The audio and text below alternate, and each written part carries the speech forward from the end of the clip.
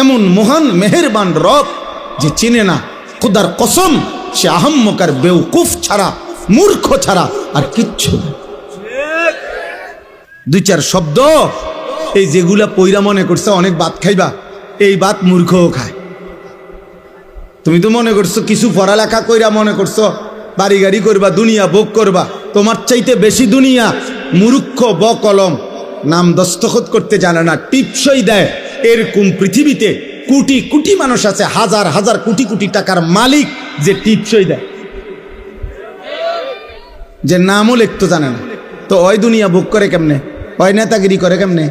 ওই বিল্ডিং করলো কেমনে? ওর টাইলস লাগাইলো কা? ওর ঘরে তো প্রত্যেক রুমে ফ্রিজ, এসি, ওই দিয়ে 1 কোটি টাকা দামের গাড়ি চড়ে। আমি তো দেখছি হেরে যে পিএইচডি হোল্ডার, তার অধীনে চাকরি করে পিএইচডি ডিগ্রিধারী, ডক্টরের ডিগ্রিধারী, হেরে স্যার কয়। আমি নিজে নিশ্চিত জানি, আমার পরিচয় করে বলছে এবারটা স্যার কি তাই তার বাপেও বোঝে না,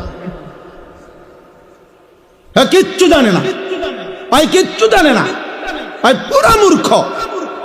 কিন্তু বেচারার অধীনে শিক্ষিত উচ্চ শিক্ষিত ব্যক্তি চাকরি করে, উনি বেতন দেয়, মূর্খ মিয়ায় বস।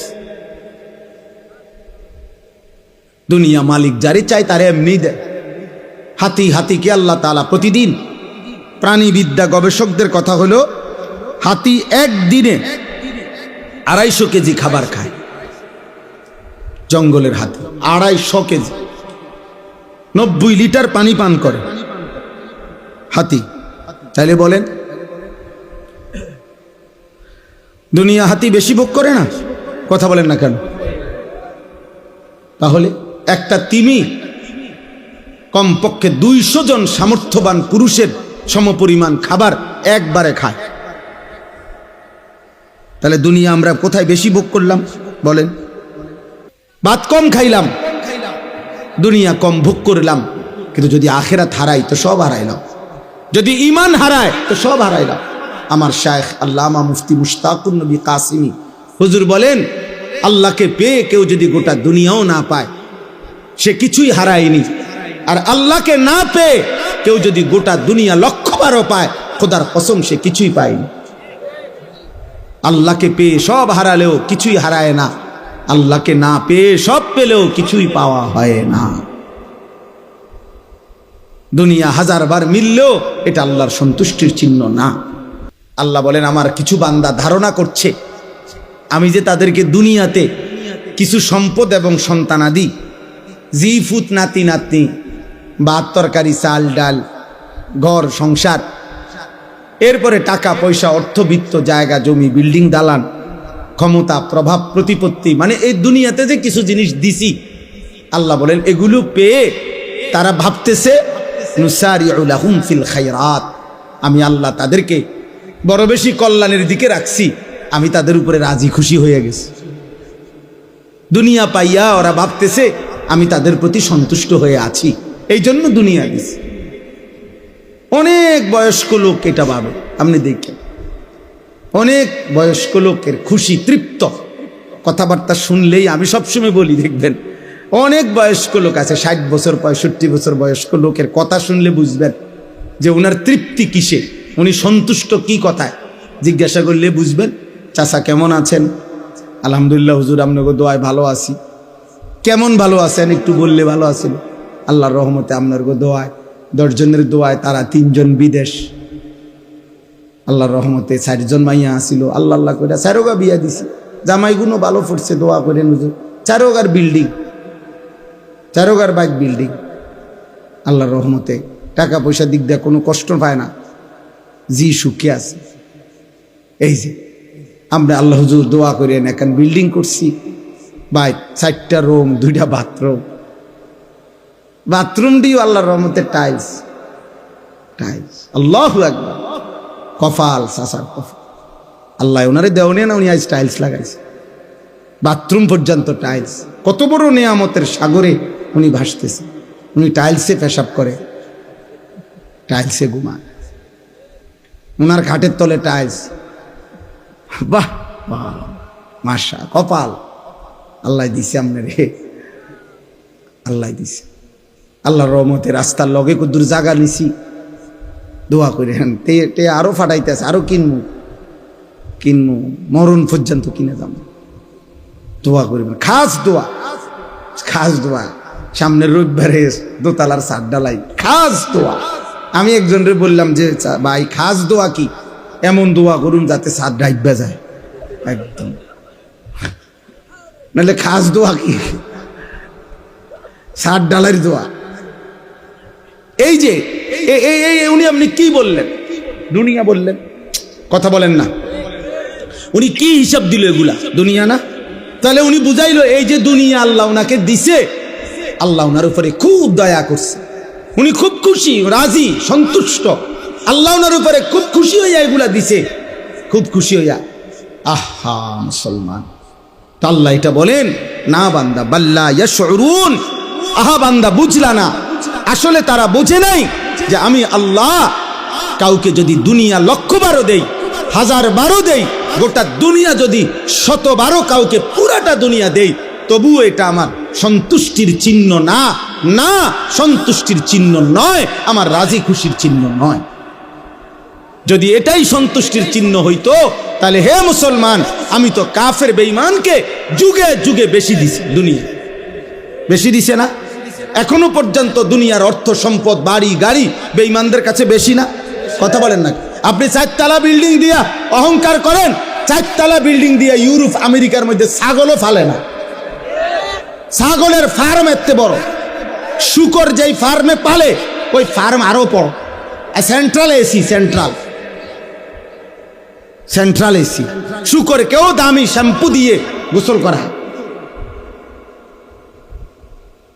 হ্যাঁ, প্রাইভেট কার দিয়া জাপানে ঘাস টানে।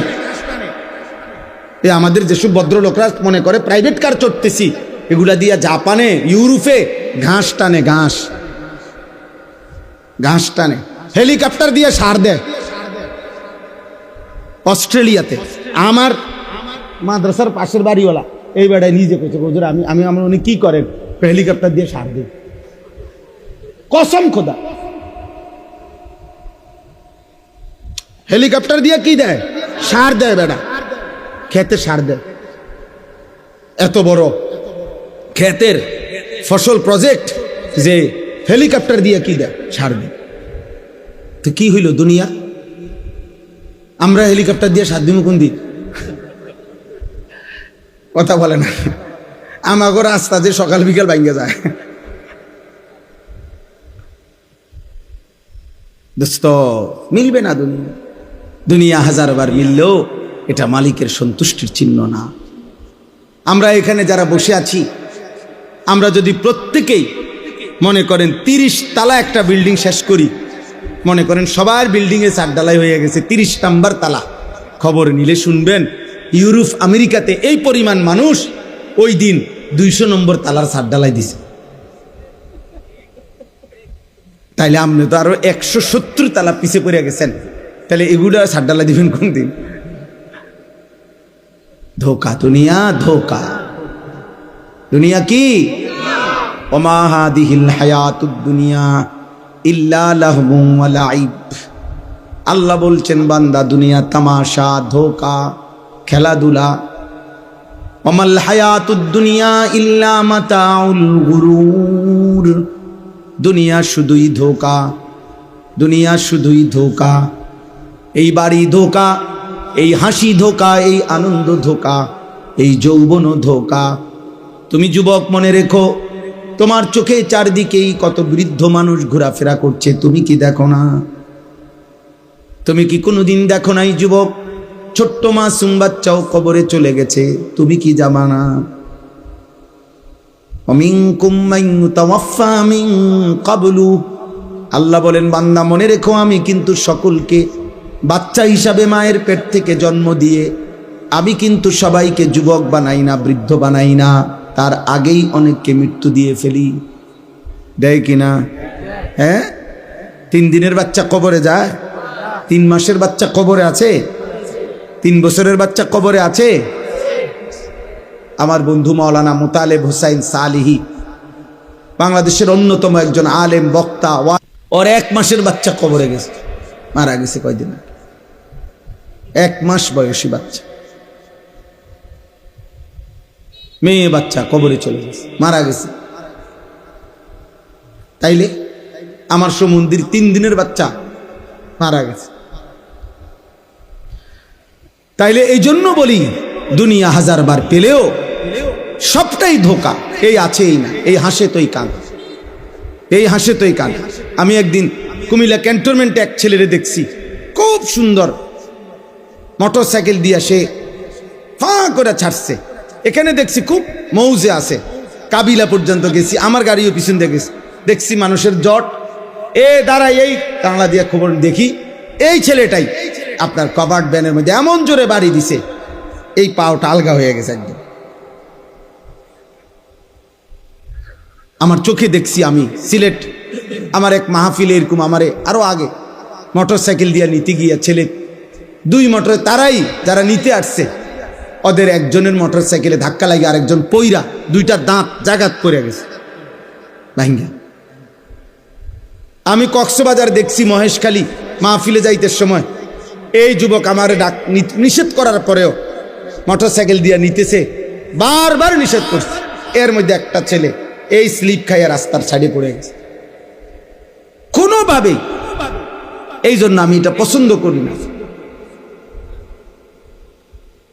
বর্তমান নওজোয়ান, আমি আমার শায়েখ আল্লাহ, আশ্চর্য হবেন, এই আমার বক্তব্যের 5 মিনিট পরে আমার পরে একজন বক্তব্য দিচ্ছেন। উনি একটি প্রাইভেট মেডিকেল কলেজের চেয়ারম্যান, মেডিকেল কলেজে। উনি বক্তব্য দিয়ে সাথে সাথে এটা বললেন যে আমি এই হুজুরের কথার সাথে শতভাগ একমত। আমাদের এই মেডিকেল কলেজে প্রতিদিন যে পরিমাণ রুগী আইসিইউতে থাকে, তার 90% আইসিইউ রুগী সব নওজোয়ান মোটর সাইকেল বাইকে আহত। এই পরিমাণ অ্যাক্সিডেন্ট করে যে বাড়ির লগে লগে প্রথমেই আইসিইউতে ঢুকাইতে হয়। এই জন্য প্রিয় নওজোয়ান, কে দেখে তোমার মোটর সাইকেল? কে দেখে? কারে দেখাও?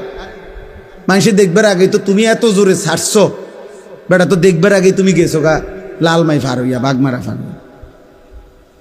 তুমি যদি জাগাতিটারে ভালো করে দেখাইতা, বলে আপনার মনোযোগ দিয়ে দেখেন আমি এটা কি মারাত্মক চালাইতারি, তাইলে না লোকটা বুঝলে হইলে। এটা অসভ্যতা, এটা অসভ্যতা। নিজেকে নিজে ধ্বংসের দিকে ঠেলে দেওয়া, এটা মূর্খতা ছাড়া আর কিচ্ছু না। বোকামি বাবা, বোকামি। আমি বললাম বন্ধু, এটা বোকামি।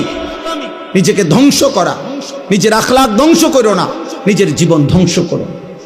এই মোবাইলের নারী দেখা, অশ্লীল ছবি দেখা, এটা ধোঁকা, এটা ধোঁকা। ওই নারী প্রকৃত অর্থে নারী না। তুমি মোবাইলে যাকে দেখছো সে তোমার ওই নারী না, ওইটা তোমার নারীর ছায়া। ও তো চলে গেছে অন্যখানে, ও এখানে নাই। তুমি শুধু ছায়া দেখে দেখে নিজের হাত নিজের লজ্জাস্থানে নাপাক ব্যবহার করে নিজের চরিত্র শেষ করলা, আখলাক শেষ করলা, শরীরের যৌবনের শক্তিটা নষ্ট করলা, আখিরাতটাও বরবাদ করলা। ও ছায়া, ছায়া, ও ধোঁকা, ও ধোঁকা, ধোঁকা। 3 বছর পরেও যদি কোনো নর্তকী দেখে দেখে যারা চরিত্র নষ্ট করছো, তুমি কোনোদিন তার কাছে যাইয়া বইল, তোমারে রাতভর দেখতে দেখতে আজকে আমার শরীরটা শুকাইয়া শেষ, তুমি আমারে একটু ভালোবাসা দাও। তখন ওই নর্তকী বলবে, দয়া করে প্লিজ একটু ঘুরে দাঁড়াও, একটু ঘুরে দাঁড়াও। যখন তুমি ঘুরে দাঁড়াবা তো ফাঁসাতে একটা লাথি দিব তোমার। বলবে, অপদার্থ, আমি তোর জন্য সাজি নাই, আমি টাকার জন্য সাজছি। তুই কেন নষ্ট হলি? তুই কেন নষ্ট হইলি? আমি তো তোর জন্য সাজি নাই, আমি টাকার জন্য সাজছি। অথচ 3 দিন আমার মাদ্রাসায় এক ছেলে গত আগস্ট মাসের 5-6, আমি উদাহরণ দিচ্ছি, 5, 6, 7 গত আগস্ট মাসে আমার মাদ্রাসায় 3 দিনের কিশোর যুবকদের জন্য, স্কুল কলেজ ইউনিভার্সিটির ছাত্রদের জন্য আমরা 3 দিন প্রশিক্ষণ করছিলাম। ওযু, নামাজ, সূরা, কেরাত, দোয়া, কালাম, পাক নাফাক, ঈমান, আকীদার উপরে 3 দিন তাদেরকে শেখানো হয়েছিল। ওস্তাদরা, আমরা নিজেরা থাইকা, আমার শায়েখ হযরত নিজে গেছেন। তো ওই 3 দিনের কোর্সে 3 দিন মাত্র ওযু নামাজ শিখছে একটা ছেলে আমাদের এখানে। ওই ছেলে গত কয়েকদিন আগে বাড়িতে স্বাভাবিকভাবে ফেনীতে ইন্তেকাল করছে। গতকালকে আমি নিজে গিয়া ফেনী মাহফিলের আগে তার কবর জিয়ারত করে তারপরে মাহফিলে গেছি। ও মার কাছে বলছে আইসা, তার মার কাছে মায় খবর পাঠাইছে আরেক ছেলেকে দিয়া যে হুজুর রে বইলেন আমার এই ছেলে মৃত্যুর আগে অসুস্থ ছিল, মৃত্যুর আগে 1 সপ্তাহ প্রায় দিন তারে মারে এটা বলছে, মা হাসলেও মরে যাবেন, কাঁদলেও মরে যাবেন, সুখে থাকলেও মরে যাবেন, দুঃখে থাকলেও মরে যাবেন। তো মায়ে বলছে, ফুত এই কথা তুই কাঁদতে শুনছ? এ তো আমার নাম বলছে, কয় হুজুরে কইছে। এরপরে সপ্তাহখানিকের মাথায় মরে গেছে। এজন্য দুস্থ মরে যাইবা, এক অনিবার্য বাস্তবতা, মৃত্যু থামাই দিবে। এই হাসি, এই আনন্দ, এই উল্লাস, এই মাতলামি, এই নেশা, এই নারী, এই ছবি, এই অহংকার, এই বড়াই, এই যৌবনের উদ্দামতা সব থামাই দিবে, সব থামাই দিবে। হযরত ওমর ইবনে আব্দুল আজিজ বিশ্ববিখ্যাত তাবেঈ ছিলেন, ইসলামের পঞ্চম খলিফা ছিলেন। তিনি মাঝে মাঝে কবরস্থানে, নিজ পারিবারিক কবরস্থানে দাঁড়িয়ে, আমরা কিতাবে পড়ছি, কবরস্থানে দাঁড়াইয়া উনি কবরকে ডাক দিতেন আর বলতেন, হে কবর, মাজা ফাআলতা বিল আহিব্বা, হে কবর, আমার আত্মীয় স্বজনের সাথে, আমার প্রিয়জনদের সাথে তুমি কি করেছ? আমার চাচারে তোমারে কবর দিছিলাম, আমার চাচার এখন কি খবর বলো? আমার জ্যাঠা তোমার কবরে আছে, আমার বাবা, আমার চাচাতো ভাই, আমার স্বজনরা এই কবরে আছে, হে কবর তুমি বলো আমার আপনজনদের সাথে তুমি কি করেছ? হযরত ওমর ইবনে আব্দুল আজিজ কাঁদতেন আর চোখের পানি ফেলতে ফেলতে তার সাথীদেরকে, যারা তার সাথে থাকতো, ওনাদেরকে বলতেন, জানো কবর আমারে কি বলে? তো বলতো, কবর আমাকে বলে, ওমর ইবনে আব্দুল আজিজ, তোর আপনজনের প্রত্যেকের চোখ, নাক, কান, হাত, পাও, শরীরের প্রতিটা অঙ্গ খুলে খুলে আমি মাটির সাথে মিশাই দিচ্ছি। 3 বছর আগে রেখে যাওয়া তোর চাচারে কবর থেকে খুলে দেখ, নাই, আমি সমান করে ফেলছি। আমি তোর আপনজনদেরকে মাটির সাথে মিশাইয়া দিছি। আমার মাটি আমি আমার সাথে মিশাই নিছি। মাটি থেকে তৈরি না আমরা, কথা বলে না কেন? তো মাটি যেন বলে, আমার মাটি আমার সাথে আমি কি করে নিছি? মিশাই নিছি। এজন্য দোস্ত, এক অনিবার্য সত্য, চূড়ান্ত বাস্তবতা, এক চিরন্তন সত্য, তুমি মরে যাবে, আমিও মরে যাব, বাবারাও মরে যাবেন, মায়েরাও মরে যাবেন, পর্দার আড়ালের বোন আপনিও মরে যাবেন। এজন্য অভিভাবক যারা আছেন, ছেলেকে ফিরান, মেয়েকে ফিরান, স্ত্রীকে ফিরান। একজন বাবা মায়ের প্রধান পরিচয়, যদি সে মুসলিম হয়, মুসলিম অভিভাবকের প্রথম পরিচয়, তিনি তার অধীনস্থদেরকে ঈমান আমলের উপরে, আখিরাতের উপরে রাখার সর্বোচ্চ চেষ্টা করবেন। এটা হলো মূল বিষয়। আপনি বলেন যে, আপনি হুজুর আমি বলছি অনেকবার নামাজ পড়ে না, তাহলে আপনি যে আজকে এতবার বলার পরে যে ছেলে আল্লাহকে সেজদা দেয় না, আপনি তার জন্য সুদে টাকা নিয়ে বিদেশ পাঠান কেন? আপনি এমন নাফরমানের জন্য কিস্তি নিলেন কেন? আপনি এই নাফরমানের জন্য হারাম রোজগার করলেন কেন? তাইলে আপনি তো তারও বরবাদ করলেন, নিজেও বরবাদ হইলেন। আপনি বুঝাপড়া করেন তার সাথে। এই জন্য খামখেয়ালি করলে, মস্কারি করলেও না। আখেরাত আমার কাছে হিসাব না, আল্লাহর কাছে। আখেরাত ওই মৌলানা সাহেবের কাছে হিসাব না। আখেরাত ইমাম সাহেবের কাছে। হুজুর কন তো বুঝি তো, আমরা লেগেই তো কন করলে তো বালাই, আসলে তো মানলে ভালো আছে, আলাপ করে হেবাটা জিমা কাকা, এসব জিমানি হাসরের ময়দানে যখন টাঙ্গাইয়া ফিটবো, আপনার জিমানি যাইব না, আপনার এসব কুয়ানি কিচ্ছু থাকবে না। আপনি কুয়ান কেন? আপনার স্ত্রী সন্তানের ঈমান, আমল, সেজদা, নামাজ, বন্দেগী, আল্লাহর কসম এটা আপনার দায়িত্ব, আপনার জিম্মাদারি। আপনি বুঝাপড়া করেন, আপনি পারবেন। আল্লাহ তাআলা বান্দার সাধ্যের অতিরিক্ত কোনো বিধান চাপিয়ে দেন নাই। এই যে আমি এখন শুনাইতেছি, এই শেষ আমার। আল্লাহ তাআলা বলেন, অতএব 1000 বার দুনিয়া দিলেও আমি সন্তুষ্ট, এটা প্রমাণ করে না। এই কথাটা বুঝছেন কিনা বলেন? তাহলে দুনিয়া প্রাপ্তি আল্লাহর সন্তুষ্টি, কথা বলেন? দুনিয়া পেলে আল্লাহ সন্তুষ্ট বুঝায় না। তাহলে আল্লাহ সন্তুষ্ট কিসে? আল্লাহ বলেন, আমি বলছি শুনেন, ইন্নাল্লাযীনা হুম মিন খাশিয়াতি রাব্বিহিম মুশফিকুন। 1 নাম্বার, হৃদয়ে যার আল্লাহর ভয়ে কাঁপতে থাকে, হৃদয় যার আল্লাহর ভয়ে কাঁপে, আল্লাহ বলেন আমি তার প্রতি সন্তুষ্ট। তাহলে এক নাম্বার হৃদয়ে যার কার ভয়? আল্লাহ। আল্লাহ, আমার আল্লাহর সামনে আমাকে যাইতাম। ওয়া আম্মা মান খাফা মাকাম রাব্বিহি ওয়া নাহান নাফসা আনিল হাওয়া ফাইন্নাল জান্নাতা হিয়াল মাওয়া। আল্লাহ বলেন আল্লাহর সামনে দাঁড়াইতে হবে। এই ভয় যে করে, গুনাহ ছেড়ে দেয়, নিশ্চিত জান্নাত তার ঠিকানা। আল্লাহ কোরআনে বলেন ওয়ালিমান খাফা মাকাম রাব্বিহি জান্নাতান, যে আমি আল্লাহকে ভয় করে, আমার ভয় যার কলিজায় থাকে, আমি আল্লাহ ওয়াদা দিলাম তারে আমি 2টা জান্নাত দেব। তার মানে তারে আমি দ্বিগুণ নিয়ামত দেব, দ্বিগুণ জান্নাত দেব। আল্লাহ আমাদেরকে তৌফিক দান করে। ওয়াল্লাযীনা হুম বিআয়াতি রাব্বিহিম ইউমিনুন। 2 নাম্বার, আল্লাহ তাআলা বলেন আল্লাহ পাকের সমস্ত আয়াত, সমস্ত আহকাম, কোরআনের সমস্ত বিধান, নবীর সমস্ত তরিকা, আল্লাহর সমস্ত বিধানগুলোকে যে সর্বান্তকরণে মেনে নিচ্ছে, গ্রহণ করছে, ঈমান রাখছে, পালন করছে, আল্লাহ তাদের প্রতি সন্তুষ্ট হয়ে আছে। 3 নাম্বার, ওয়াল্লাযীনা হুম বিরাব্বিহিম লা ইউশরিকুন। কোন অবস্থাতেই যারা আল্লাহর সাথে শিরিক করে না, এক বিন্দু, তাদের প্রতি আল্লাহ সন্তুষ্ট হয়ে আছে। 4 নাম্বার, ওয়াল্লাযীনা ইউতুনা মা আতাউ।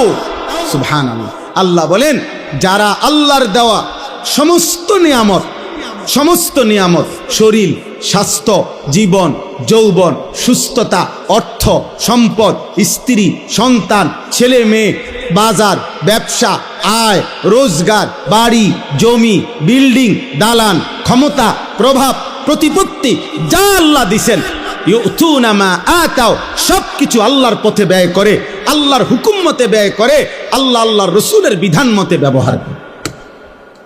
আল্লাহ বলেন ওয়াকুলুবুহুম ওয়াজিলাতুন আন্নাহুম ইলা রাব্বিহিম রাজিউন। এই 4টি কাজ করে। 1, আল্লাহকে ভয় করে। 2, আল্লাহর সব কথা মেনে নেয়। 3, আল্লাহর সাথে শিরিক করে না। 4, আল্লাহর দেওয়া সব নিয়ামত আল্লাহর হুকুম মতেই ব্যবহার করে, ব্যয় করে।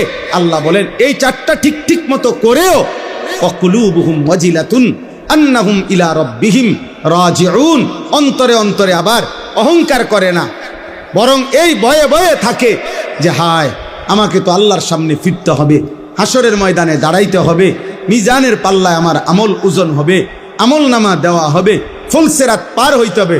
হায় আমার জানি কি হয়, আমি পারবো কিনা, আমার নেকি বাড়বে কিনা, আমল নামা ডান হাতে দিবে কিনা, ফুলসিরাত পার হইতে পারবো কিনা, এই ভয়ে ভয়ে যে জীবন কাটায়, উলাইকা ইউসারিউনা ফিল খায়রাত ওয়া হুম লাহা সাবিকুন। আল্লাহ বলে তারাই কল্যাণের পথে দ্রুত গতিতে এগিয়ে যাচ্ছে এবং জান্নাতের পথে পৌঁছেই গেছে। তারা যেন জান্নাতের দুয়ারে ঢুকে গেছে, এবার ফেরেশতা দরজা খুললেই জান্নাত। শেষ কথা হইল ওয়ালা নুকাল্লিফু নাফসান ইল্লা বুসআহা। আল্লাহ বলেন বান্দা তুমি ঘাবড়াইও না, ছোট কিংবা বড়, সুস্থ কিংবা অসুস্থ, দুর্বল কিংবা সবল, জওয়ান কিংবা বৃদ্ধ, ধনী কিংবা গরিব, শিক্ষিত কিংবা অশিক্ষিত, সকলেই আমার বিধান মানতে পারবা। কেন? ওয়ালা নুকাল্লিফু নাফসান ইল্লা বুসআহা। কাউকেই আমি আল্লাহ তার সাধ্যের অতিরিক্ত কোনো বিধান চাপিয়ে দেই, বিধান চাপিয়ে দেই নাই। আল্লাহ তাআলা বলেন ওয়ালাদাইনা কিতাবুন ইয়ানতিকু বিল হক ওয়া হুম লা ইউজলামুন। তাইলে 1 নাম্বার হলো সাধ্যের অতিরিক্ত কোনো বিধান আমি আল্লাহ দেই নাই। 2 নাম্বার, কেউ ফাঁকি দিবারও কোনো সুযোগ নাই। প্রত্যেকের আমল নামা আমি আল্লাহর পক্ষ থেকে আমার ফেরেশতারা লিপিবদ্ধ করছে। ওই আমল নামাই কিয়ামতের দিন তোমার জন্য কথা বলবে, তোমার নেকিও শোনাবে, তোমার গুনাহও শোনাবে। একটা নেকিও কম হবে না, একটা গুনাহও বেশি হবে না। অতএব বান্দা তুমি তোমার আমল নামা হিসাবেই হাসরের ময়দানে প্রতিদান পাবে, হয় জান্নাত নয় জাহান্নাম। তোমার জিন্দিগি, তোমার আমল, তোমার রাত, তোমার দিন, তোমার সকাল, তোমার দুপুর দিয়েই তোমার আখেরাত তুমি সাজাও। অতএব আমার শেষ কথা, প্রিয় কিশোর নওজোয়ান আর কিশোর নওজোয়ান ভাই, আমার আবারও অনুরোধ করছি, তুমি যদি আমার কোনো উপকারে না আসো, এই দেশ, এই জাতি, এই পৃথিবী, এই জগৎ এই সংসারের কোনো কল্যাণে যদি তুমি নাই আসো, কিছু যদি না করো, নিজের ক্ষতি করো না। তো আগার মেয়েরা নিহি বনতা না বন আপনা তো বন, নিজের ভালো করো বাপ। এই গুনাহ তোমারে শেষ করে দিবে। এই নারী ছবি, এই গান বাদ্য, এই অশ্লীলতা, এই জিনা ব্যভিচার, মদ জুয়া, এই অসৎ বন্ধুদের আড্ডা, হারাম মেয়ের সম্পর্ক তোমারে শেষ করে দিবে। অতএব দয়া করে ইনসাফ করো নিজের উপরে, নিজের আখলাক, নিজের চরিত্র হেফাজত করো, আখেরাতের ফিকির করো। দুনিয়াও তোমারে স্মরণ করবে, আখেরাতে মহান আল্লাহও জান্নাত দিয়ে দেবে। কোরআনুল কারীমের মধ্যে আছে, শয়তানকে আল্লাহ যেদিন বিতাড়িত করে দিছে, ইবলিসকে সেজদা না দেওয়ার কারণে, সে বলছিল, আল্লাহ লা ইন আখারতানি ইলা ইয়াউমিল কিয়ামা, আপনার কসম, আপনি যদি আমারে কিয়ামত পর্যন্ত হায়াত দেন, লা আহতানি কান্না যুররিয়াতাহু ইল্লা কালিলা, অল্প কিছু লোক বাদে আমি আদমের অধিকাংশ সন্তানকেই জাহান্নামী বানায় দেব, নাফরমান বানিয়ে দেব। ক্বাল আযহাব, আল্লাহ ইবলিসকে বলছে, যা, ঠিক আছে, বাইর যা। ফামান তাবিআকা মিনহুম ফাইন্না জাহান্নামা জাযাউকুম জাযাআম মাওফুরা। তো শুনে নিস, কিয়ামত পর্যন্ত যত লোক তুই ইবলিসের অনুসারী হবে, আমি আল্লাহ ঘোষণা দিলাম, শতভাগ পরিপূর্ণ জাহান্নাম তোদের সকলকে দিয়ে পূর্ণ করে দেব। যা বলিস, বা বের হ। এরপরে আল্লাহ বললেন, ওয়াস্তাফজিজ মান ইসতাতা'তা মিনহুম বিসাউতিক, তুই তোর গলা দিয়া, কণ্ঠ দিয়া, তোর গানের সুর দিয়ে, বাদ্যের আওয়াজ দিয়ে তুই পারলে আমার বান্দাদেরকে আমার পথ থেকে বিচ্যুত করে দিস। তবে আল্লাহ তাআলা সর্বশেষ বলছে, ইন্না ইবাদি লাইসা লাকা আলাইহিম সুলতানুন, আমার প্রকৃত বান্দা যারা, আমি আল্লাহর গোলামি করে যারা, আমার সেজদা দেবে যারা, তো তোর হাজার চেষ্টায় কষ্টে পরিশ্রমেও আমার বান্দাকে এক চুল নাফরমানির রাস্তায় নিতে পারবি না, এটাও আমি আল্লাহ ওয়াদা দিলাম, আমি এটাও ওয়াদা দিলাম। এই জন্য এই আয়াতের তাফসীরের মধ্যে আছে, শয়তানের আওয়াজ, আল্লাহ বলছে তোর আওয়াজ দিয়ে, তোর কণ্ঠ দিয়ে তুই আমার বান্দাদেরকে আমার পথ থেকে সরায় দিস, যা। তো এই শয়তানের কণ্ঠ কি? সাউতুশ শাইতান, শয়তানের আওয়াজ, শয়তানের কণ্ঠ। সমস্ত তাফসীরে লিখছে, যত গান এবং বাদ্য, যত নৃত্য, বাদ্যযন্ত্রের যত গান, সবগুলো শয়তানের আওয়াজ। এজন্য বাদ্যযন্ত্র যারা শুনে, গান যারা শুনে, তারা শয়তানের অনুসারী এবং শয়তানের সাথী। নাউযুবিল্লাহ। এজন্য প্রিয় যুবক, মনে রাখো, আমি আমার কথা শুরু করলাম, আমার দোস্ত, আমার নওজোয়ান ভাই, হাদিসের মধ্যে আছে, নবীজি সাল্লাল্লাহু আলাইহি সাল্লাম বলছেন, শেষ জামানায় আমার উম্মতের মধ্যে তিনটা পাপ অধিক হবে। এক নাম্বার হলো নর্তকী, মানে মহিলা গায়িকা, গান বাদ্য বেড়ে যাবে। দুই নাম্বার হলো জিনা ব্যভিচার বেড়ে যাবে। তিন নাম্বার হলো শরাব, মদ পান বেড়ে যাবে। নারী, নেশা, গান বাদ্য, এই তিন জিনিস এক খতিয়ানের। এই বেটা, বন্ধ করে এটা, বেটা ভালো না লাগলে উঠে চলে যাও মিয়া। তোমার কি চাপ দিছে কেউ, জোর করছে বয়ান শুনতে? তাইলে আলগা উঠাও, অটো উঠাও, সিএনজি উঠাও। জি, তাইলে এখানে আল্লাহ তাআলা বললেন, নবী সাল্লাল্লাহু আলাইহি সাল্লাম বললেন, আশ্চর্য ভয়ঙ্কর কথা ভাই, ছেলেরা তোমগরে ধমক দিবারও কেউ নাই বাপ। আহা, বদনসিব অনেক। 365 দিনে এমন অনেক ছেলে আসো যে কোনোদিন খোদার একটা বছরে ফজরের নামাজ পড়ো নাই, কিন্তু আপন মাও কোনোদিন ডাকে নাই, বাবাও ডাকে না।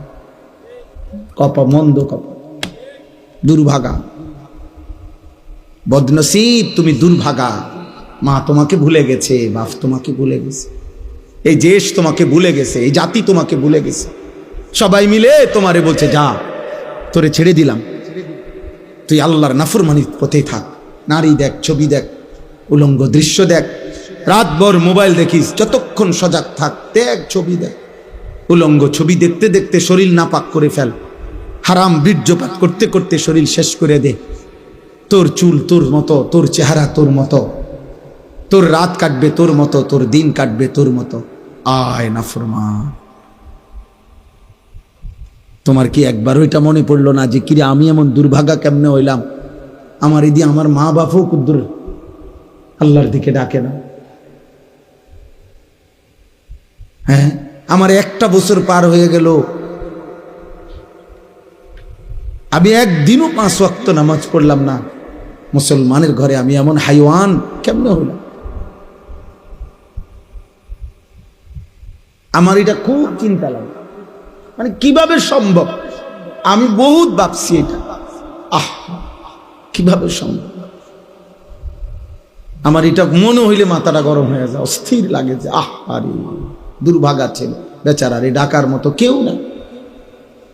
তার মা তারে ভুলে গেছে, বইয়া বইয়া অপেক্ষা করতে আছে, তারা বিদেশ যাবি কোন দিন, পয়সা কামাইবি কোন দিন,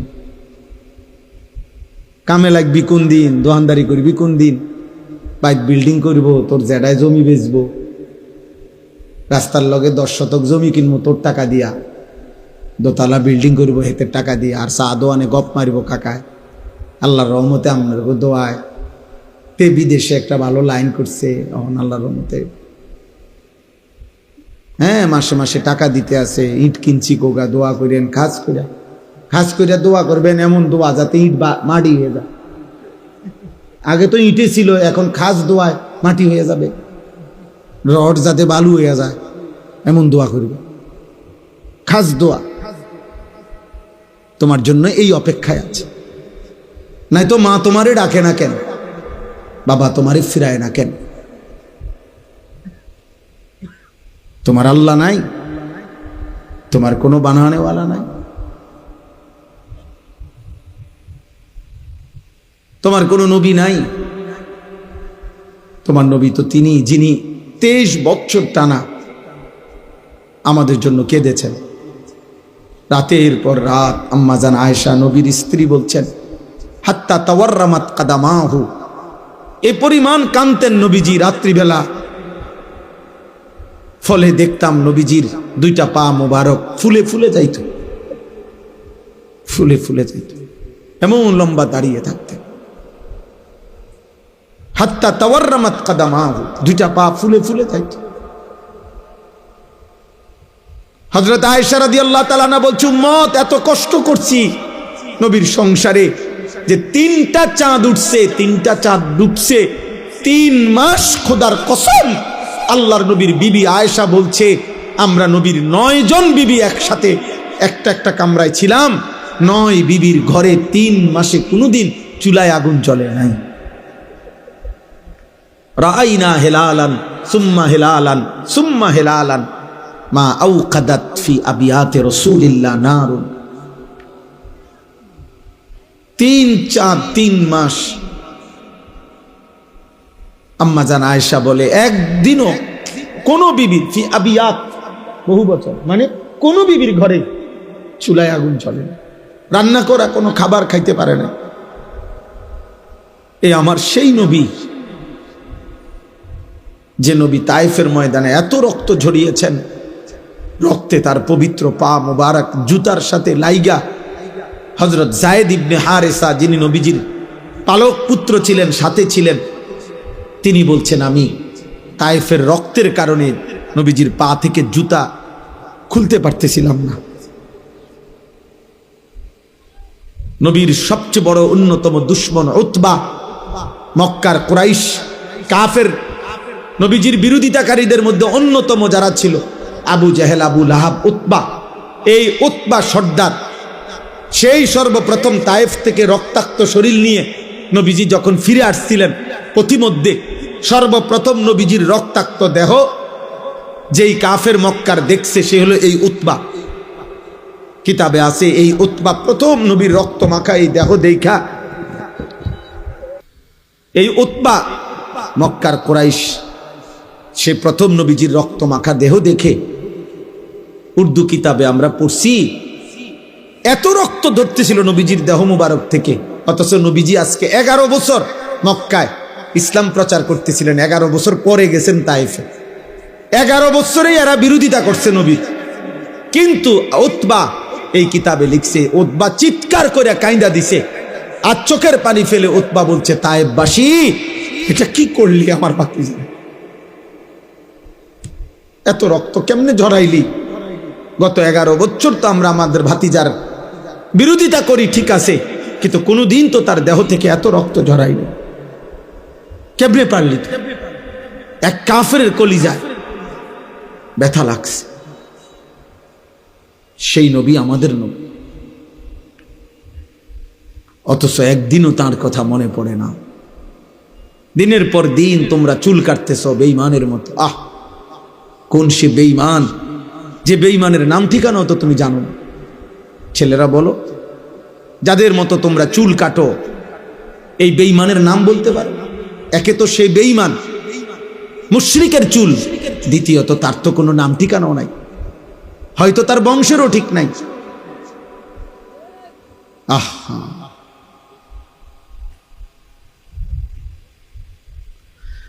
মানুষের লেবাস পোশাক, মানুষের চলাফেরা বেশভূষা, এর ভিত্তিতে তার আখলাকেরও প্রভাব। আরবিতে বলে আল আইনু মিরআতুল কলব, অন্তরের আয়না মানুষের চোখ। মানুষের বাহ্যিক বেশভূষা মানুষের দিলের হালাতও প্রমাণ করে। বাহ্যিক বেশভূষায় তা প্রমাণ করে তার অন্তরে কি আছে, অন্তরে কি আছে। আমি তো এটাই বললাম, চুল তোমার মুশরিকের মতো, লোকে বুঝবে, আখলাক তোমার জুনায়েদ বাগদাদির মতো, ঠিক না? কথা বলে না? লেবাস পোশাক তোমার মুশরিকের মতো, আর মানুষ ভাববে তোমার চাল চলন চরিত্র হইলেও বাইজিদ বোস্তামির মতো, নাকি? মানুষ বুঝে না, মানুষ বুঝে না বাপ। দিবানিশি তোমার এই মোবাইল নিয়ে অস্থিরতা, এর পরিণতি কি বা তুমি কি করো লোকেরা বোঝে না। হয়তো তোমার এই বিশ্রী চুল দেখা, তোমার এই সন্ত্রাসী মার্কা চেহারা দেখা, গাদ্দারের মতো চেহারা দেখা এই সমাজ হয়তো ভয় পায় তোমারে, হয়তো তোমারে কেউ কিছু বলে না।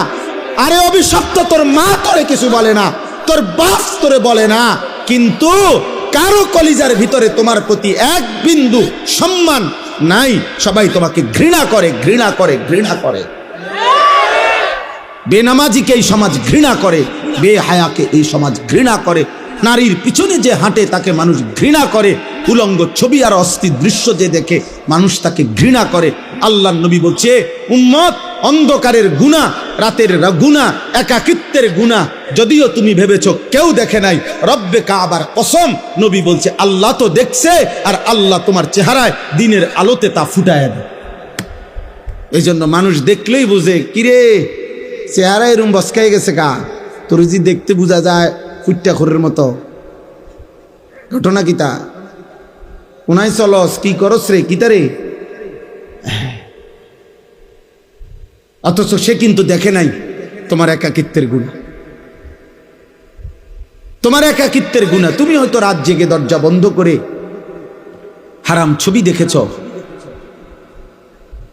কিন্তু ঠিক এই চেহারার মধ্যে গুনার চিহ্ন বেশি। আবার আল্লাহর নবী বলছেন, যার নামাজ বেশি, সেজদা বেশি, মান কাসুরা সালাতুহু ফিল লাইল হাসুনা ওয়াজহুহু ফিন নাহার। সুবহানাল্লাহ। নবীজি বলছে, রাতের একাকিত্বে যার নামাজের পরিমাণ বেশি, তাহাজ্জুদের সেজদা, দিনের আলোয় আল্লাহ তার চেহারার উজ্জ্বলতা বাড়িয়ে দেন আরো বেশি, আরো বেশি বাড়িয়ে, আরো বেশি বাড়িয়ে দেন। ইন্না নাশিআতাল লাইলি হিয়া আশাদ্দু ওয়াতআন ওয়া আকওয়ামু কিলা। আল্লাহ বলছে, রাত্রি জেগে আমার যে বান্দা তাহাজ্জুদ পড়ে, ফজর পড়ে, ঘুম থেকে জেগে এই সেজদা তাহাজ্জুদের ফজরের, আল্লাহ তাআলা বলেন এর মাধ্যমেই তার অন্তরের হারাম চাহিদা, কুচাহিদা, মন্দ কামনা বাসনা, কুপ্রবৃত্তি সবচেয়ে বেশি দমন হয়। এজন্য প্রিয় যুবক, যদি কেউ একজনও এই বন্ধুর কথা বুঝে থাকো, এই ভাইয়ের কথা যদি মহব্বত করে শুনে থাকো, আমি অনুরোধ করলাম ফজরের নামাজ পড়ো, ইনশাআল্লাহ বরকত হবে, বরকত। বুজুর্গানে দিন বলছে এই শেষ জামানার কোনো মুসলমান ফজরের নামাজ নিয়মিত পড়বে, ইনশাআল্লাহ ফজরের নামাজ পড়বে, একদিন ফজরের নামাজ পড়ে মাহাদির সাথে রওনা দিবে, আসরের ওয়াক্তেই মসজিদে আকসা দখল করে ইমানের পতাকা উড়াইয়া দিবে, ইনশাআল্লাহ। দাজ্জালের পতন হবে, ইহুদিদের পতন হবে, আর বাহিনী হবে ফজরের বাহিনী, ফজরের মুসল্লি, ফজরের মুসল্লি, ফজরের মুসল্লি। হ্যাঁ, এজন্য ফজরের মুসল্লি যারা মাহাদির সৈনিক তারা, ফজরের মুসল্লি যারা দাজ্জালের বিরুদ্ধে লড়বে তারা, ফজরের মুসল্লি যারা শেষ জামানায় ঈমান রক্ষা করবে তারা। হারায় যাবে আব্বা, হারায় যাবে, হারায় যাবে। নারী দেখতে দেখতে, ছবি দেখতে দেখতে, বেনামাজি জিন্দিগি দেখতে দেখতে, থাকতে থাকতে একদিন দাজ্জাল বের হইলে তুমি ঈমান হেফাজত করতে পারতাম, তুমি বুঝতাই না, বুঝতাই না, কারণ মালিকের সাথে তো সম্পর্ক নাই। এক মানুষ 10 বছরও যে কোনোদিন 5 ওয়াক্ত নামাজ পড়ে নাই এমন মুসলমানকে জিজ্ঞেস করলো যে নামাজ কয় ওয়াক্ত, সে 5 ওয়াক্তই বলবে। 30 বছর ধরে যে মুসলমান সুদ খায় এমন কোন সুদখোর হারামখোরকেও যদি বলা হয় যে ভাই বলেন, চাচা বলেন ভাই সুদ খাওয়া কি, উনিও বলবে হারাম, উনি কোনো মুস্তাহাব বলবে না। তাইলে এতটুকু জানা তো সবাই জান, কিন্তু ওনার এই জানার দ্বারা তো ফায়দা হলো না। তাইলে ওই শোনাটা, ওই জানাটা ফায়দা হয় যখন সেটা আমলের তৌফিক হয়, আর এর জন্য আল্লাহর কথা মনোযোগ দিয়ে শুনতে হয়। এই জন্য মোবাইল হাতে থাকলে মনোযোগ হয় না, দিল জমে না, অন্তরে কথা কোনোভাবেই ঢোকে না। এই ছবি উঠবে, কদ্দুর আওয়াজ ক্লিয়ার, কদ্দুর আওয়াজ ক্লিয়ার না, কতটুকু বোঝা যায়, কতটুকু বোঝা যায় না। শেষে দেখা যাবে কি, কবে তো ভালো হয়েছে না, এটা দে ডিলিট করে দে, তো লাভ হইল কি, আর ফায়দা কি হইল? এটা অর্থবহ তো কোনো উপকার হলো না বাপ। এই জন্য অনর্থক এই কাজটা না করলে ভালো। শুধু শুধু এই হই হুল্লোড়, হাঙ্গামা, চিৎকার চেঁচামেচি, তেমন উল্লেখযোগ্য কোনো ফায়দা নাই, বক্তার কিংবা শ্রোতার কারোই না। জনপ্রিয়তা, এই সুনাম সুখ্যাতি, এগুলোর আসলে আখেরাতের বিবেচনায় 2 পয়সারও কোনো মূল্য নেই, ভ্যালু নেই। আমারে যদি 1 কোটি মানুষও চিনে, আমার কবরের আযাব মাফত, তাহলে আমি এটা দিয়ে করবো কি? আমি এই জনপ্রিয়তা দিয়ে কি করব?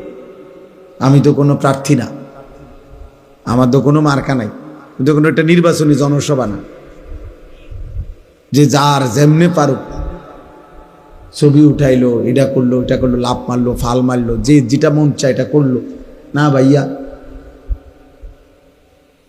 এটা ঠিক না। আমার যদি 10 কোটি মানুষও চিনে, আপনাদের কারো কবর আযাব মাফ হবে না, তাহলে আপনাদের কি লাভ?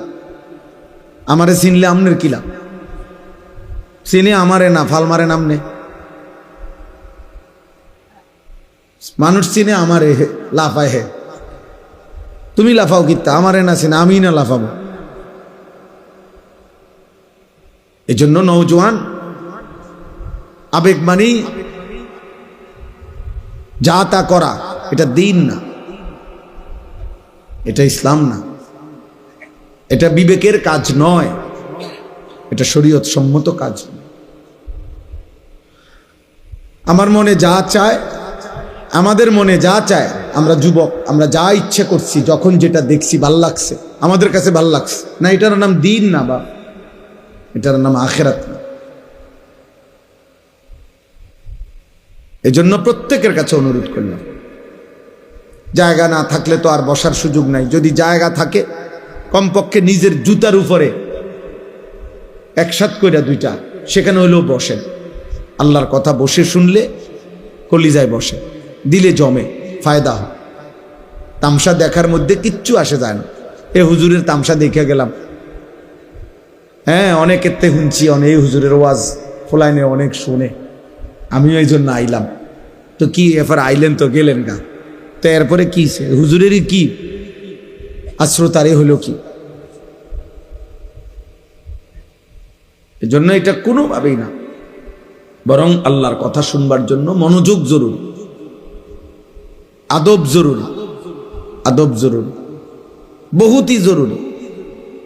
এজন্য নওজোয়ান ভাই যারা মাহফিলের ইন্তেজামের সাথে জড়িত, তাদেরকেও বলি, তোমরাও যাদের একান্ত কাজ নাই, তোমরাও বসে আল্লাহর কথা শোনো, ফায়দা হবে।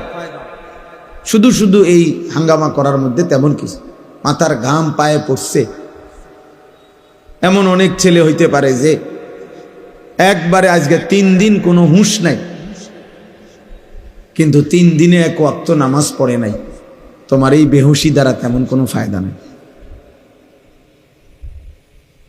হয়তো খুব দৌড়াদৌড়ি করছে, কিন্তু মাগরিবের নামাজও পড়ে নাই, এশার নামাজও পড়ে নাই। এমন বদনসিব এরম আরো 1 লক্ষ বক্তা আসলে গেলে কিচ্ছু আসে যায় না, কিচ্ছু আসে যায় না। শ্রোতা 10 লাখ হইলেও আখেরাতে জমা হবে না কিছু তোমার নাম। তুমি তো নামাজই পড়ো না, তুমি তো সেজদাই দাও নাই, তুমি তো এশার নামাজই পড়ো নাই। তো তুমি আল্লাহর জন্য করছো, এই কথার প্রমাণ তো এনেই হয়ে গেছে। যদি তুমি নামাজই না পড়ে থাকো, তো তুমি কিসের আল্লাহর জন্য করছো? কোন আল্লাহর জন্য? এজন্য সুজা সাপটা কথা, প্রত্যেকে আয়োজক, ব্যবস্থাপক শুধু লাফাইলে হইতো না। আখেরাতে ফায়দা হচ্ছে কিনা, আখেরাতে জমা হচ্ছে কিনা সেটা দেখার বিষয়। ওয়ালতানজুর নাফসুম মা কদ্দামাত লিগাদ। আল্লাহ বলছেন, বান্দা মুমিন খুব খেয়াল করো, প্রত্যেকেই আজকের দুনিয়া থেকে, আজকের দিন থেকে আগামীকালকের আখেরাতের জন্য তুমি কি পাঠিয়েছ। মা কদ্দামাত লিগাদিন, এটা খেয়াল করো, হিসাব করো। হাসিবু ক্বাবলা আন তুহাসাবু। নবী সাল্লাল্লাহু আলাইহি সাল্লাম বলেন, তোমার হিসাব আল্লাহ নেওয়ার আগে তুমি নিজের হিসাব করে ফেলো, তুমি হিসাব করো। এজন্য আমি সাফ বললাম, ইন্তেজামের সাথে যারা জড়িত, যেই সমস্ত ছেলেদের বুকে স্বেচ্ছাসেবকের কার্ড, তোমাদের একজন সদস্য যদি আজকের এশার নামাজ পড়ে না থাকো, তুমি এখন গিয়া নামাজ পড়ো। আর নাই তো এই মাহফিলের দোয়া তোমার জন্য করে লাভ কি? মানুষ বাহাবা দিলে কিচ্ছুই তো না। মাহফিল একটা করাইলাম, কিছু লোক হইছে, মানুষ কব হ্যাঁ লোক হইছে, তার মাহফিল হ্যাঁ তো হইছে, কইছে তো, তারপরে আচ্ছা এটা কইলো আর কি, মানুষে কই দো হ্যাঁ তো লোক হইছে, তো এখন কি হইছে? এরপরে আপনারা মাথা তুলে আসবো নাকি? তাইলে লোক হইছে কইতে কি হইছে? এটা বুঝি এই কথাই কদ্দুরের জন্য আমি এত মেহনত করলাম যে মানুষে কইব লোক হইছে। এতটুকু কথার জন্য বুঝি আমার এই কষ্ট, আমাদের এই আয়োজন, কি বলেন এইটার জন্য? হ্যাঁ, তাতে এর দ্বারা কি আসে যায়? এর দ্বারা আসে কি? এজন্য এটা জরুরি বুঝা, এটা খেয়াল করতে হবে। আমার আখিরাতে কি জমা হইল, আমার মালিকের কাছে কি জমা হলো? ইরতাহালাতিদ দুনিয়া মুদবিরা ওয়ারতাহালাতিল আখিরাতু মুকবিলা। নবীজি সাল্লাল্লাহু আলাইহি সাল্লাম বলেন, উম্মত, প্রতি মুহূর্তে দুনিয়া তোমার পিছনে যাচ্ছে, প্রতি মুহূর্তে আখিরাত তোমার সামনে আসছে। ফাকুনু আবনা আল আখিরা ওয়ালা তাকুনু আবনা আদ দুনিয়া। অতএব আমার উম্মত, তুমি আখিরাতের সন্তান হও, দুনিয়ার সন্তান হইও না। আল্লাহর নবী বলছে, দুনিয়ার পরিচয়ে পরিচিত হইও না, দুনিয়ারই পরিচয় থাক। দুনিয়া নিজেই যেহেতু থাকবে না, তো দুনিয়ার পরিচয়ও থাকবে না। ধোঁকা, এই জনপ্রিয়তা, সুনাম, সুখ্যাতি, এগুলো দুনিয়াবি নেতা যারা দুনিয়া কিছু করবে, দুনিয়ার রাজনীতি করবে, পদ পদবি, দুনিয়াবি বিভিন্ন কিছু অর্জন করতে চায়, তাদের জন্য হইতে পারে। কিন্তু আখিরাতের বিবেচনায় এই পদ পদবি, সুনাম, সুখ্যাতি, জনপ্রিয়তা, হুলস্থুল, এ লাফালাফির কোনো মূল্য নেই, কোনো মূল্য নেই। আমি অনুরোধ করলাম, আবারও বলছি, প্রিয় ভাই নওজোয়ান, এশার নামাজ, ফজরের নামাজ, আজকের সারাদিনের এক ওয়াক্ত নামাজ পড়ো নাই, তোমার মতো ব্যক্তির ভালোবাসায় কোন আলেমের কিচ্ছু আসে যায়। তুমি ভালোবাসলে কি আসবে যাবে, তোমার ভালোবাসা দিয়ে কি হবে? তুমি তো আল্লাহর দুশমন, তুমি তো নবী সাল্লাল্লাহু আলাইহি সাল্লামের দুশমন, আল্লাহর দুশমন। যার কপালে সেজদা নাই, তো সে তো রবের দুশমন, তো শয়তানের বন্ধু, শয়তানের সহচর। ইন্নামা ইয়াদউ হিজবাহু লিয়াকুনু মিন আসহাবিস সাঈর। আল্লাহ তাআলা কোরআনুল কারীমে স্পষ্ট বলছেন যে শয়তান তার দল বলকে ডাকে সকলকে নিয়ে যেন জাহান্নামী হয়, সকলকে নিয়ে যেন জাহান্নামী হতে পারে। তো শয়তান কোন দিন থেকে শয়তান? যেদিন থেকে সেজদা দেয় নাই। এই জন্য শয়তানের প্রধান সহকারী, ঘনিষ্ঠ সহযোগী ওই নাফরমান, যে নাফরমানের কপালে সেজদা নাই। শয়তান কোন দিন থেকে পরিচিত হয়েছে? শয়তান যেদিন থেকে কি করে নাই? সেজদা দেয়। শয়তানকে শয়তান কেন বলা হয়? তাফসীরে আছে আল মুবঈদু আনিল হক। 24 ঘন্টা যার অস্তিত্বের মধ্যে, যার প্রতি মুহূর্ত কাটে আল্লাহর নাফরমানি, হক থেকে দূরে সরা, নিজে এবং অনুসারীদেরকে, নিজে এবং সঙ্গীদেরকে আল্লাহ থেকে দূরে সরিয়ে রাখতে, হক থেকে দূরে সরিয়ে রাখতে যার সার্বক্ষণিক প্রচেষ্টা, তাকে বলে শয়তান। এজন্য শয়তানকে শয়তান বলে। অতএব দোস্ত, ফজর থেকে এশা এক ওয়াক্ত নামাজের সেজদা যার কপালে জুটে নাই, তুমি তো তোমার সাথের সহকারী, সহযোগী, বন্ধুদেরকে, সাথের সঙ্গীদেরকে মিলে মিশে আল্লাহর ইবাদত থেকে, বন্দিগির থেকে ফিরায় রাখলা। তাহলে তুমি নিশ্চিত ধরে নাও, হাসরের ময়দানে আর কারোর সাথে সাক্ষাৎ না হলেও ইবলিসের সাথে তোমার সাক্ষাৎ হবে, শয়তানের সাথে সাক্ষাৎ হবে। 10 টাকার বুট খাইয়া একটা লম্বা বিকাল পার করে দিলা, হায় বদনসিব। এক প্লেট চটপটি খাইতে গিয়া 2 ঘন্টা লাগায় দিলা। চটপটি খাইলা 30 টাকার, আড্ডা মারলা 3 ঘন্টা। এটা কোনো সুস্থ স্বাভাবিক জীবন হইতে পারে বেটা? ন্যূনতম বিবেক যার আছে তার জীবন এটা না। মানুষ এত ফালতু হয় না, এত ফালতু হয় না। এজন্য আজকের নওজোয়ান, কিশোর যুবক ভাই, প্রিয় সন্তান, চেহারা দেখলেই বোঝা যাচ্ছে অনেক ছেলের বেনামাজ। বেনামাজির চেহারা অসভ্যের চেহারা, বেনামাজি গাদ্দার, বেনামাজি চূড়ান্ত সীমা লঙ্ঘনকারী, বেনামাজি প্রচন্ড অহংকারী, বেনামাজি বেয়াদব, বেনামাজি আসমানের নিচে জমিনের উপরে সর্বনিকৃষ্ট প্রাণী, যে জন্তু জানোয়ারের চাইতে নিকৃষ্ট। যদি বিশ্বাস না হয়, যারা সেজদা দাও নাই, নামাজ পড়ো নাই, তো তুমি কোনো কুত্তারে রাস্তার কুকুরকে জিজ্ঞাসা করো, কুত্তা তুই সেজদা দেস না কেন? তুইও সেজদা দেস না, আমিও দেই না, তুই দেস না কেন? তো কুত্তা তোমারে বলবে, এই নাফরমান, আমাকে আল্লাহ সেজদা দিতে বলে নাই, আমার উপরে সেজদার হুকুম নাই, এই জন্য আমি কুত্তা সেজদা দেই না। আর তুই নাফরমানকে আল্লাহ সেজদা দিতে বলছে, কিন্তু তবুও তুমি সেজদা দাও না, তুমি আমি কুকুরের চাইতে নিকৃষ্ট।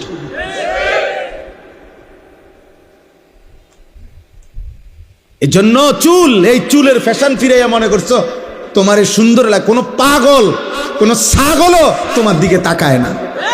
তোমার সমবয়সী কিছু অসৎ ছাড়া, তোমার লগে যেগুন ঘুরে, তোমার লগে একসাথে যেগুন ঘুরে, এরকম কিছু ফালতু ছাড়া কোনো বিবেকবান ভদ্রলোক আজ পর্যন্ত কোনো মানুষ তোমারে তোমার চুলের জন্য এক বিন্দু প্রশংসা করে নাই। নাহলে তুমি চ্যালেঞ্জ করো। তোমার মতো কিছু অসৎ, তোমার মতো কিছু বখাটে, তোমার মতো কিছু আজাইরা ওই হয়তো তোমারে বলছে দোস্ত তোরে সেরকম লাগতে আছে, তারে জিগাইও দোস্ত সেরকম ডাকে, মানে সেটাকে যার মতো আমারে লাগতে আছে।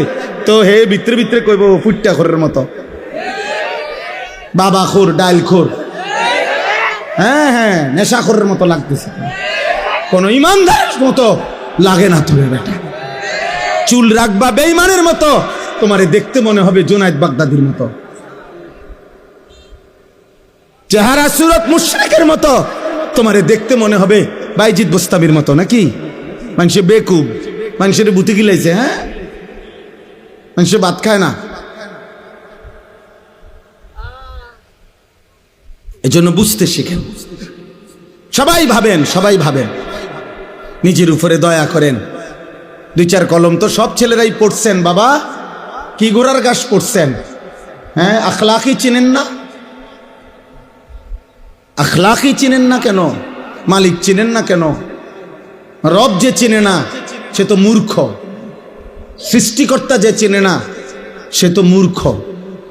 আল্লাহ তো বলছে জাহেল, আল্লাহ তো বলছে লা ইয়াকিলুন, তার আক্কল নাই, লা ইয়াফকাহুন, তার বুঝ নাই, লা ইয়ালামুন, তার কোনো জ্ঞান নাই। তো মূর্খ যে মনিব চিনে না, যে বানানেওয়ালা চেনে না, যে সৃষ্টিকর্তা চেনে না, যে রব চেনে না, 24 ঘন্টা যিনি তাকে লালন করে, এমন মহান মেহেরবান রব যে চিনে না, খোদার কসম সে আহাম্মক আর বেওকুফ ছাড়া, মূর্খ ছাড়া আর কিচ্ছু না।